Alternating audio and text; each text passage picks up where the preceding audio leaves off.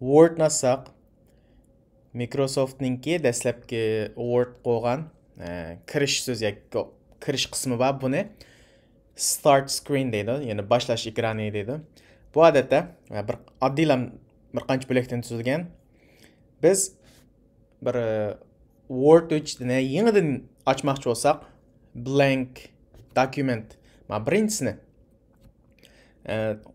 qo'sh cheksak, yangidan hech nima yozilmagan Word hujjati ochildi.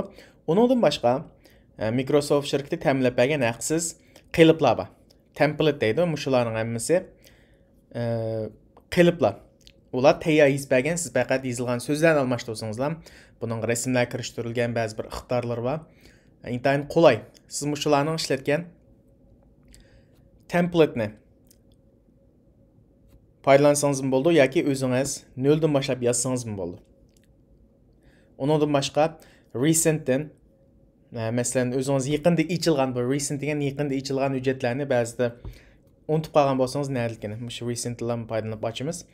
Ondan open o'zingizniki ishlatgan kompyuterdan ochildi. Odatda biz ko'pincha ishlatadiganimiz mana shu new.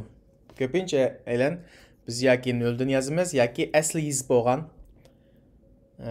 Word hujjatini tahrirlaymiz.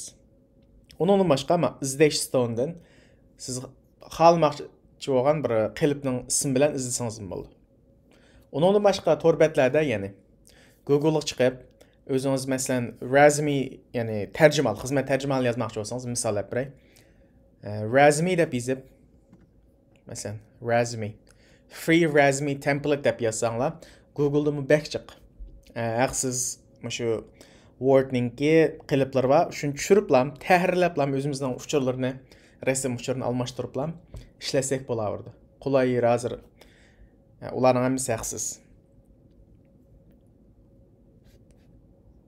Unda olsa, men yangidan, chunki biz boshdan boshlab o'rganmoqchi bo'lganligimiz uchun yangidan quruq betni ochaman.